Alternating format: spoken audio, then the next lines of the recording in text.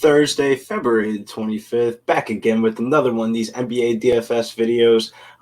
Really excited for this slate. Nice little short slate today. First things first, if you're looking for a book, use mybookie.ag, promo code PupSportsRadio for a 50% bonus on your cash deposit. Must be a minimum of $99 and 100% bonus on Bitcoin deposit. Minimum of $100. First game of the day is Dallas versus the Philadelphia 76ers. Philadelphia 76ers 4.5 point favorites. Over under here is 227. Pretty interesting game. Porzingis is listed as questionable. He's been dealing with some back problems, I guess. Honestly, I don't know if he's going to play or not, but if he were to miss, that would rank the Dallas Mavericks for me today. Luka Doncic, Tim Hardaway, Josh Richardson, Dorian Finney-Smith. And then the centers have been really volatile of recent. Dwight Powell's been getting the start at basically bare minimum price, but he was bad chalk last slate. And it was pretty frustrating because Boban's been actually getting some minutes for the Mavericks. Always nice to see a Boban outing. And then I feel like he kind of matches up with Joel Embiid in this game, so he might throw off that whole entire rotation of the centers. But on the Sixers today, Seth Curry's listed as questionable. If he were to miss, Danny Green would get a little bit of a boost. Joel Embiid, though, would be the only guy I really want to play from the Sixers, $10,400, and then $9,900 on DK. Pretty cheap DK price tag. Second game of the night is the Orlando Magic versus the Brooklyn Nets. Brooklyn Nets 9-point favorites here. Over unders 228 for the Orlando Magic. They are still kind of running with a short kind of roster, to be honest with you. Nikolai Vucevic draws one of the best matchups on the slate today. It'll be pretty interesting to see where the ownership lies between him and Jokic today. Those are the two obvious center options of the day. Also going down a little bit on this team, I do like Evan Fournier a little bit, $7,000 and then $6,800. I think he will go overlooked today. If you have been watching a couple of the Magic games of recent, he's been getting back in the form and stuff like that. Terrence Ross also as well, $6,200 and $6,700. This is a pretty good matchup, man. One of the best matchups on the board today. And Terrence Ross has 9 straight double-digit scoring games and been somewhat consistent of recent since the Cole Anthony injury. So, I mean, I guess I'm putting him in the player pool today. Michael Carter-Williams, I think he has a questionable ceiling. I don't know if I really want to play him. I feel like he's a better FanDuel play at $5,000. I can see playing him at that price tag at the point guard position. Also, Al-Farouq Aminu at bare minimum price is pretty interesting as well. Kind of ugly, doesn't really have a lot of ceiling, but there's not a lot of bare minimum price guys that are really on the radar today. Next game is the Sacramento Kings. They're taking on the New York Knicks. The New York Knicks are 1.5 point favorites. There's some guys that are popping like point per dollar wise, but I don't know if I really want to play this game too much. It seems like a game that I really want to fade. On the Kings side, Hassan Whiteside is out, so Rashawn Holmes has been getting back in the form a little bit. He's been double-doubling of recent. I'm somewhat of a fan of him today, especially on FanDuel at low ownership at the center position. De'Aaron Fox also as well. I kind of like some other guards in the slate that we'll talk about in the later games. The next two games are just not really too appealing on the Knicks side. Derrick Rose, $5,700 at the point guard position. I just want to see his box scores real quick. Yeah, he's been playing all right. Consistency is kind of low, but he draws a really good matchup against the Kings. The Kings are one of the worst defensive teams in the league. Going down to the Kings side of the ball, I do like Julius Randle at $8,900 for GPPs, and then Alec Burks also as well at $4,000. Could be pretty interesting. Next game is the LA Clippers versus the Memphis Grizzlies. LA Clippers are 8-point favorites here. Over under is 226. Overall, not a game that I really want to play at all. If I had to pick somebody from the Clippers side, it would be Paul George. And if I had to pick somebody from the Grizzlies side, it would be Ja Morant.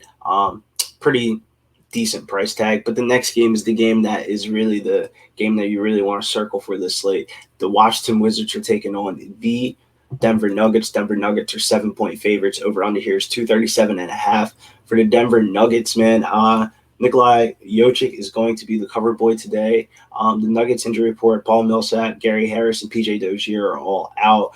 Nikolai Jokic is absolutely going to crush this matchup, and he only got 5 rebounds last game, so I expect that rebounding total to definitely go up against the Wizards, who don't have anybody to really stop Jokic.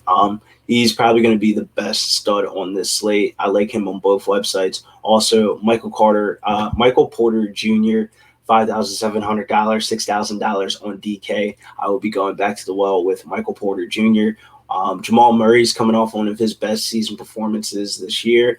Price tag is still reasonable on both sites. I can see playing him in a game stack for GPPs. Monte Morris also as well, if you want to get off of the Jamal Murray train and just kind of pay down a little bit.